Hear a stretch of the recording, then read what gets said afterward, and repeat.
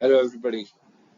Welcome to this particular class on orthokeratology and red light therapy for control of myopia progression. The whole talk would be in broadly into two parts. One would be on orthokeratology, and another would be on red light therapy. Now, typically, when first I would be taking about orthokeratology, I would be talking about how the lenses do work and how do they make sure that they control myopia.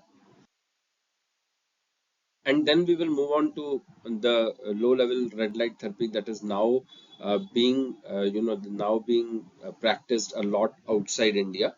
Currently we don't have a red light therapy machine or a vendor which is doing it. Orthokeratology, on the other hand, is becoming more and more popular, and more people are going towards using orthokeratology in India. I don't have any financial interest as yet, and so this is just a basic slide on how glasses and visual acuity are linked. How do we see? What is the power of the eye? The rays from the infinity focus on the retina. There is myopia, hyperopia, and astigmatism.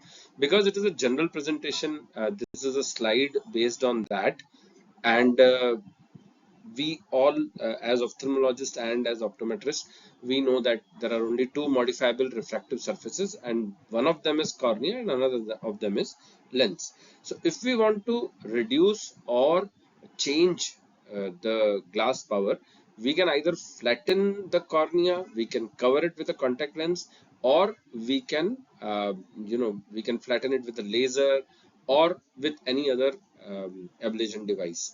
Lens, we can add on a phakic lens, or we can remove as in clear lens extraction. So for coming to orthokeratology, mainly we will be talking on uh, how to change the modifiable surface, that is power of cornea, and how do we calculate the power of the eye. So how do you calculate power of the eye? Now, this is pretty simple when we talk about how to measure the power of cornea. That is what is keratometry. And how do we measure, or how do we find out as to what the power of the cornea is? That typically depends on the radius of the curvature of the cornea and the dioptric power of the cornea and the refractive index.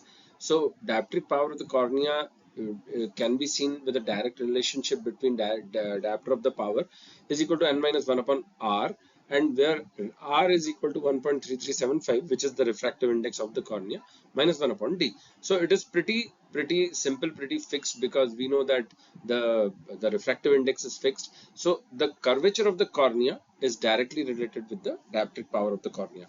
And how do you measure the curvature of the cornea is usually in the central part across the cornea, there's a fixed chord length. You can see that this is the normal eye, and this is the fixed chord length, and you normally try to judge how much is the radius of the cornea.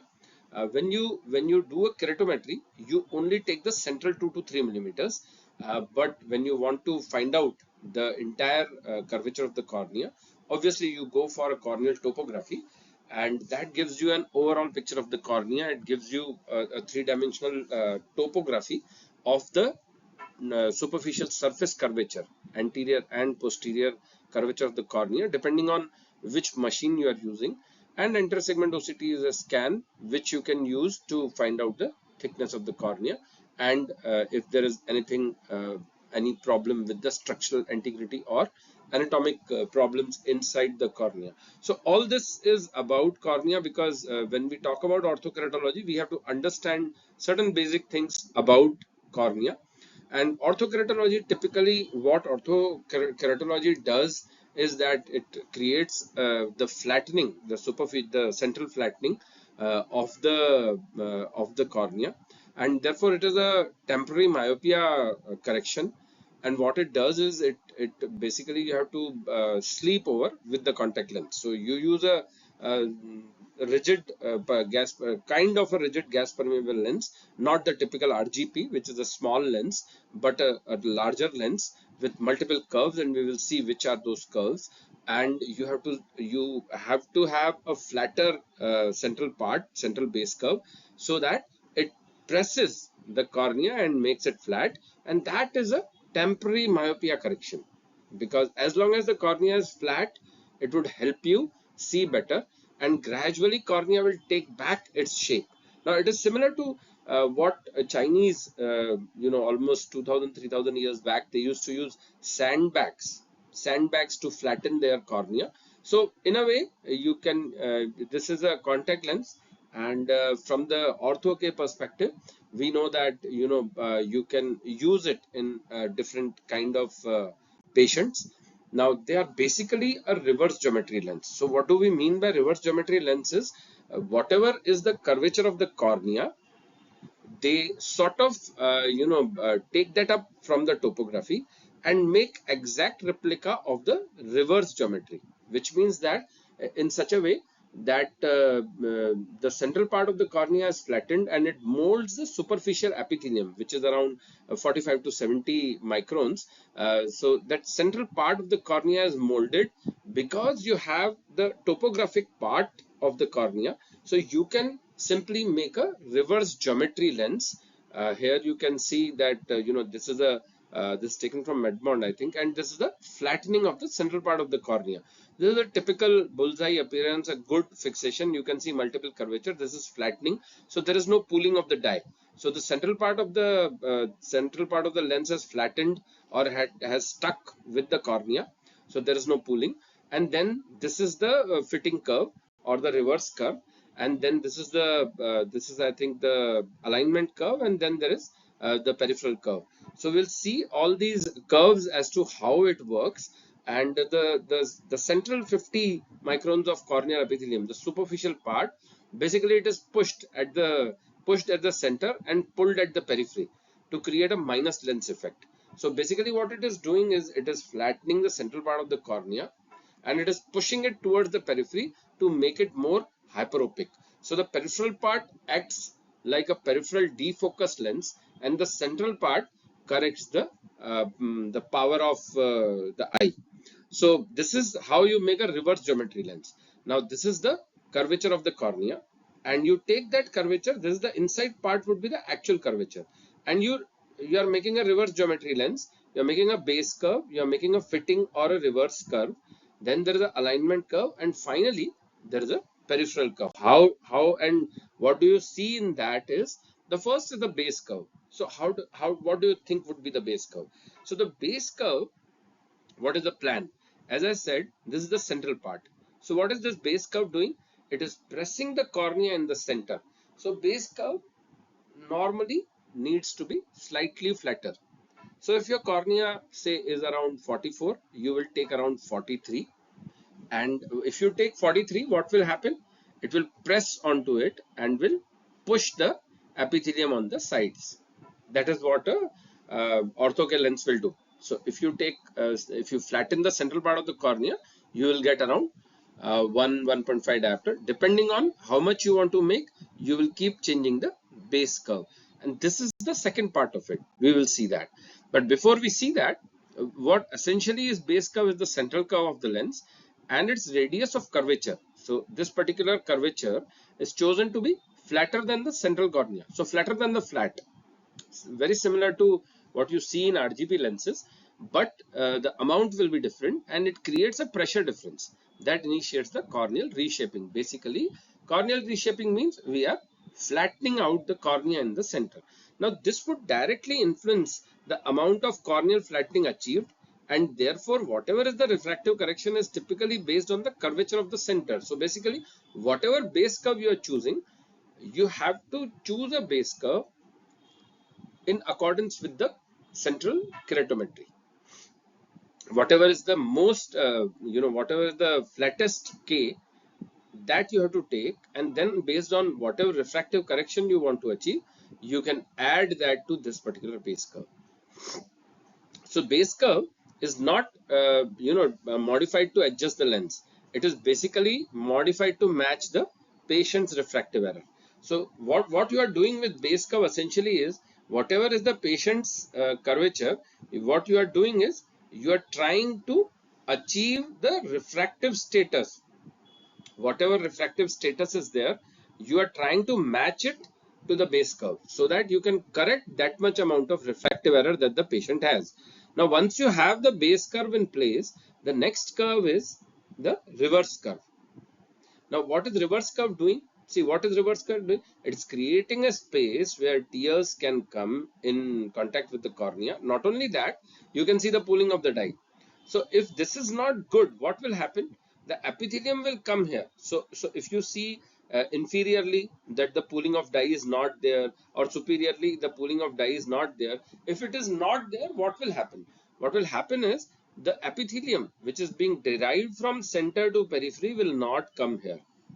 So reshaping is not taking place as it should. That is number one. Number two is obviously this will be steeper than the base curve. Only then, if it is not steeper, then it will not have the epithelium which has been sent from center to periphery. So this is what will have those that epithelial cells, and it is there to create a pressure. This will be a negative pressure, obviously. So if you flatten in the center, that pressure has to be taken up by somebody, and that is the negative pressure which is being taken up peripherally. Now this is very crucial, as I said, for epithelial migration and corneal reshaping. Also, it would help in lens centration and tear exchange, because that is where tears are being collected. So that is where the lens centration and tear exchange would take place. Also, this part would be responsible as to how much hyperopic peripheral hyperopia you want. So if you see now, what you have to do is you have to take a central zone first. Just like in LASIK, you have to take a central part. Now you took central part, suppose you have taken a central part of 5.5 millimeters or 5 millimeters or 6 millimeters. Next, what you have to take is you have to take up this particular zone, how big you want it to be, number one, how steep you want it to be, because more steep it is, more will be the plus power. So if you are flattening the central part of the cornea, what you are doing is you are adding hyperopia here. Basically, what you are making is you are making the cornea itself as a peripheral defocus lens. So the theory as to how Ortho K works in myopia control. You see, the problem is there are two important points here. One important point is it will reduce the myopia. Whether it will control myopia from progression or not would be very difficult to know. Why it will be difficult to know? Because you are acting on the cornea, whereas myopia is progressing at the level of sclera. So if you are not doing anything to the sclera, how you are going to affect myopia progression by doing something at the level of cornea, which will affect in such a way that it should not let the sclera progress the myopia. So basically the theory is you are creating a peripheral defocus lens inside the cornea of the eye itself. Not inside, but peripherally, superficially, you are trying to create an optically defocused lens kind of situation, where you are trying to make sure that patient of Ortho K lens will have zero power in the center and plus power at a peripheral rim, which will be between 5.5 to 6 millimeter, depending on whatever optical zone you want to choose. Now, what this does is it gives two advantages to the patient. Number one, the patient doesn't have to wear the glasses. That is number one. Number two, it also stops the progression of myopia by the similar theory of Earl Smith Jr. on peripheral defocus lens. We have already talked about how the peripheral part of retina is responsible, where the sweet spot is, but it is basically the peripheral part which is responsible for ocular growth, and here we are creating hyperopia in that particular part. We are creating a peripheral hyperopic situation inside the corneal corneal epithelium, so that the eyeball size does not grow. So this is the fitting curve or reverse curve. We already saw that. And then once you have these two things, our work is done. Now we don't need to do anything else. This is what we want. But if we do that, is the lens going to stick there? Of course not. It is not going to stick. So you need another curve, which basically is the alignment curve. So what is alignment curve doing? Alignment curve is connecting the reverse curve, which is having the heaping up of the epithelium, to the peripheral curve, and it therefore what it is doing is it is properly aligning it. So basically lens is touching here and touching here. So basically it is maintaining the stability and centration of the lens and aligning it right in the center. So alignment curve will again not have any pooling. It will not have any pooling of dye because it is actually touching the surface of the cornea. So alignment curve's radius of curvature will often be determined by patient's corneal topography. So basically, whatever is the topography, if at this particular point you feel that cornea is becoming too flat, then you have to change it to a more flatter design in the periphery.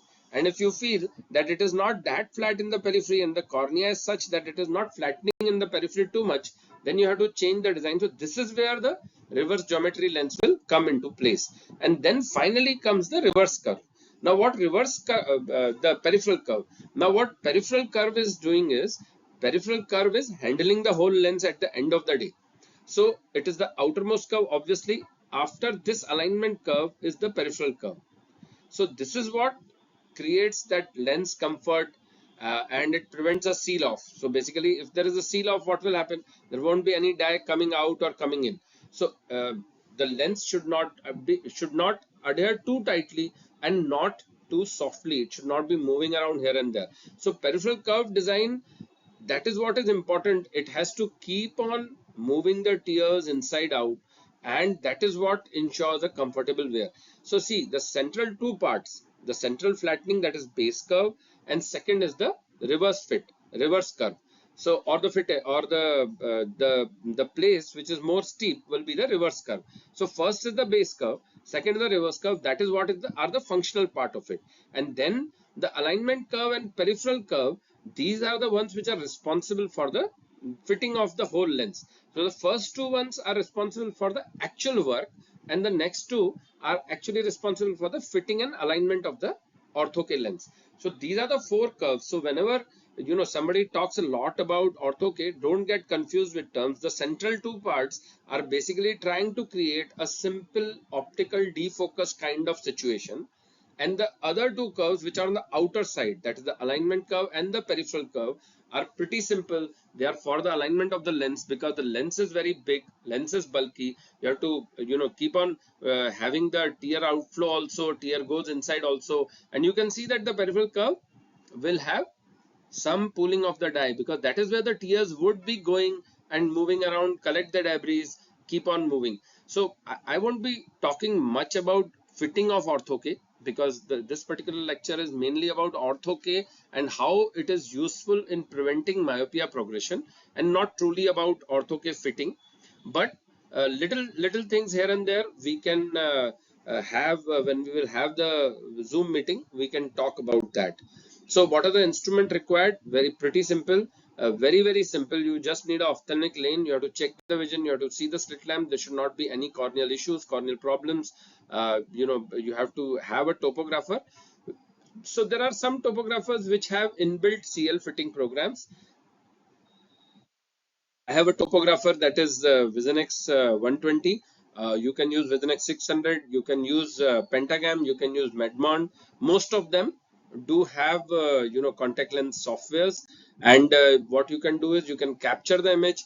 And because now Ortho K has become more and more easier, quicker, over the counter, so you really don't need to check all the measurements, curves, decide the size of the curves and everything. You can just give the scotopic, photopic pupil size, take the image capture, take visual access, take geometric capture, take all those things, angle kappa, all those simple things you have to take on a topographer.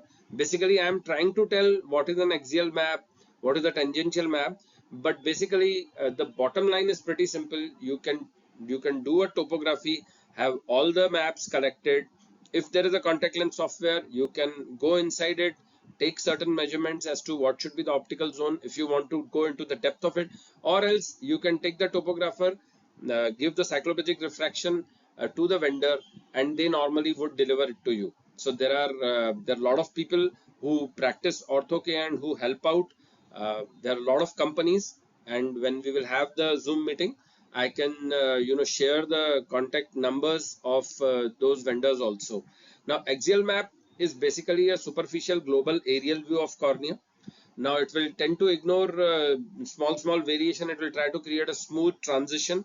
It would basically tell you the shape factor, asphericity, the Q value, and the eccentricity, whether this particular thing is in the center or not. It will calculate the apical radius from the axial map, because if you know the apical radius, you can easily choose the base curve much more quickly, because you basically need the you need basically few things. One is the base curve, you need the optical zone, how big the base curve should be, and then you need the reverse curve. Then there is then there is tangential map, which is also the actual true map, which represents the actual radius of curvature at a particular point, without smoothing out the variations in the cornea. So it will definitely detect small variation in the corneal contour, their exact locations. This also helps when you are creating, rather than getting over the shelf. So there are something known as Ortho K fitting lenses, which you have trial sets. Typically, a trial set would cost between 18 to 25,000. So you can have those trial sets. Now these trial sets are OTC kind of things. You can take a trial lens, put it in the on the patient's eye, and if you want to create a reverse geometry lens, then you should take a tangential map, just to see if there is any steep spot somewhere or the other. You can see if there is any flat spot right in the center, or if there is any spot somewhere which you may not miss out. So that would help in create a better lens, a true geometry lens, a reverse geometry lens. And then there is something which is known as a subtractive map. Now basically, where do we exactly, so where do we use it? We basically use a subtractive map between pre and post fit.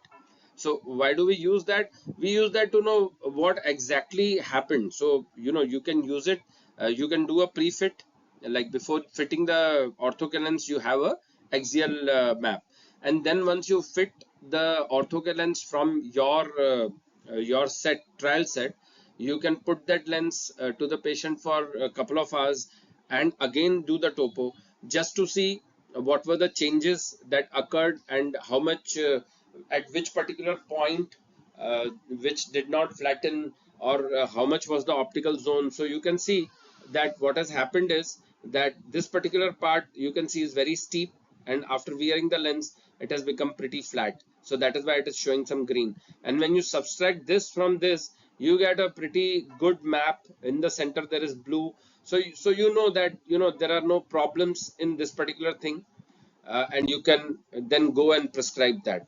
So that was regarding topography. Now once you are fitting the lens, there is something known as fluorescent evaluation. So basically, why do you do a fluorescent evaluation? You do fluorescent evaluation to know how your lens is fitting. So what is an ideal fit? We will see first ideal fit, then we will go towards flat fit and steep fit. They're pretty simple and pretty basic things. Now this is an ideal fit. Why? The central base curve is not showing any dye, and it is pretty easy. Once you wear the lens, you put a small fluorescent drop, and you can use a blue light, fluorescent light, and you can capture the image with a mobile itself also. So now this is the central part which is flat, so there is no pooling. Then this is the second curve, which is the reverse curve, and there is ideal bullseye. So this is known as bullseye. And then again you see this particular area, which is the alignment curve, does not have any dye at all. And then this is the peripheral curve, which shows some dye. Now if you go towards flat, what is happening? Basically the lens is too flat. So what has happened is, in the central part, it has flattened it too much. So a lot of dye in this particular part. So it has flattened this, but there's a lot of dye here. So the central zone will become flat, but this particular fit is not good, because this is the reverse zone, which will have too much of epithelium. Now what is the steep fit? You see, the steep fit means the gap between the base curve and the apical cornea is there, and so the dye has gradually gone underneath it. So typically what you have to do when there is a steep fit is, you have to select 0.5 diopter or 0.75 diopter flatter than that. So if the cornea is at 44 and you had selected 43 and you are still getting a steep fit, normally you will not get, but if you are getting a steep fit, you have to go for a 42 lens. Now, so the lens will have 2 points. One would be its base curve, and second will be the power it will be able to flatten. So that is how the lengths of the trial set are. So typically you will have a trial set of -3 with a flat axis between 41, 42, 43, and 44, or there will be 10 lenses with a steps of 0.5 diopters. Now, if you have a smiley face, what is wrong with this? So what is wrong with this is that it is not a good fit inferiorly. So the alignment curve, you can see that alignment curve is completely lost. Peripheral curve is completely lost. The whole die is pulled here. So what will happen is, you can see in this particular part, the whole astigmatism will shift. It will make the cornea astigmatic. It will make the cornea flat here, but this particular part will not get flattened because there is no pressure being applied here. And then there is frowny face, which is reverse of that. You can see this particular part becomes very, very steep because there is no pressure here. See, this particular part is having no pressure. Lens has come down little bit. This is the central pupil. We can see that the lens fit is not proper. The peripheral curve is not proper. The lens is moving here and there. The central fitting is also not proper. And then there is a central island. What has happened here? It is a basically what it is. It is basically too much of dye is inside this, and it is a steep fit. So you have to go for a flatter one. So what has happened is, cornea is flat here, but right in the center part, the nipple of the cornea, the central part, apical part, that particular part is not being flattened by the base curve. So you need to go for a slightly more flatter one. Only then this particular central island will get corrected. So and then this is the bullseye. So what you are having is clear cut that the central part is blue. Blue is, you can see it is around 41 or 41.2, and then gradually it becomes steep. And actually what happens is, normally you will see the central part is steep and then gradually it changes, but here it is reverse. It is like a treated eye, or like a like a LASIK eye, where the central part has become flat and gradually it is becoming steeper, and then once it reaches that particular area, then again it starts becoming flat. That is the peripheral part of the cornea. So these are some of the patients where this was years back. We did one patient. This is this is pre-ortho K, post-ortho K, and you can see what has happened. We have done it at there's a difference of 2 hours. So in the right eye, this is with the trial lenses.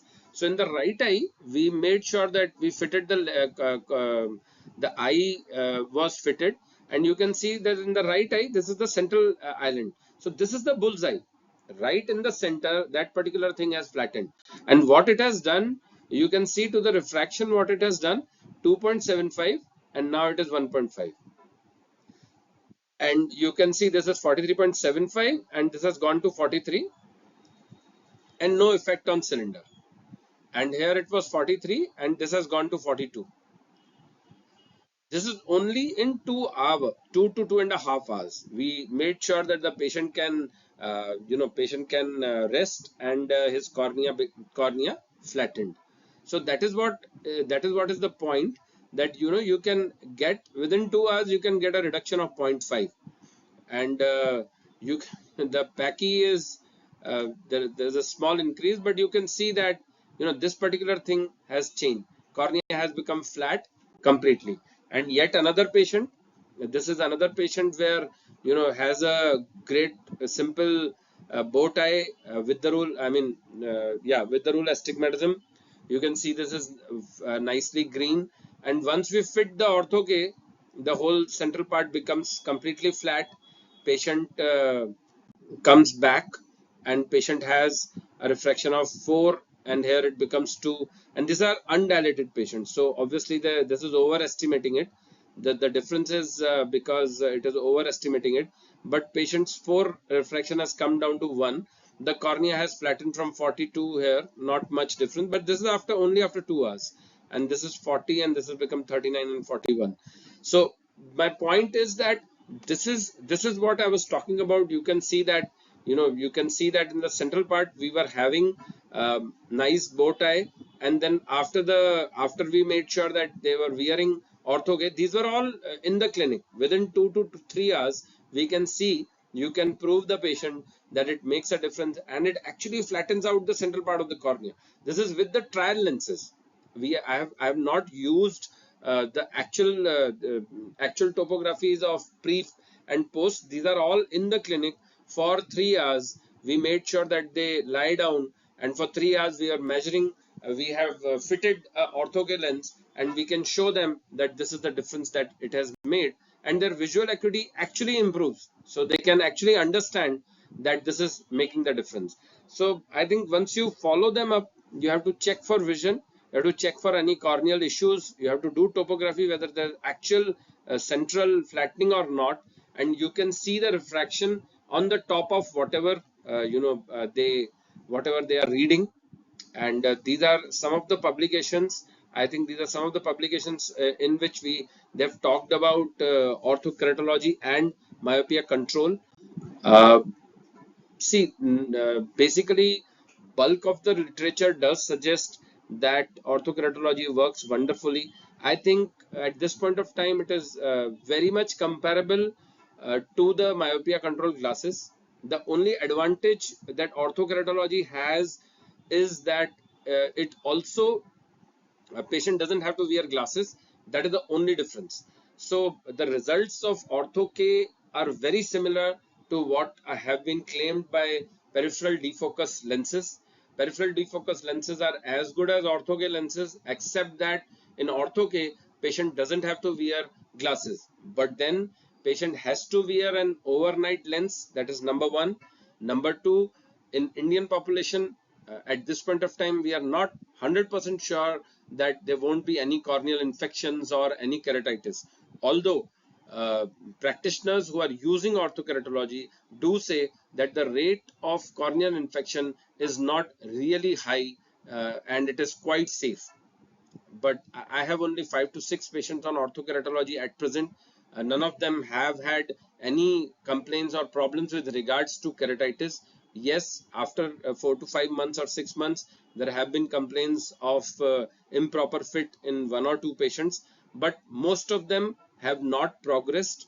The problem is that once you are using orthokeratology and you want to measure everything, you have to tell them not to wear orthokeratology for a month and then check them whether they have actually progressed or not.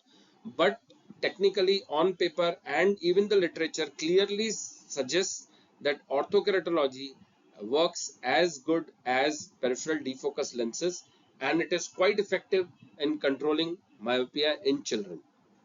We will talk about combinations of orthokeratology and low dose atropine, but orthokeratology has been quite a hit in Western countries. Maybe in India, cost has been a prohibitive factor.